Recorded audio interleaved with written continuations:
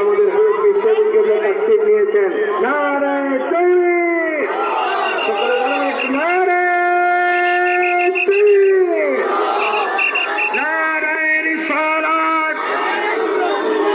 আমির হিজবুল্লাহর আগমন, সালসিনা Hezbollah শাহুদুল cobbler আগমন, আমির হিজবুল্লাহর আগমন,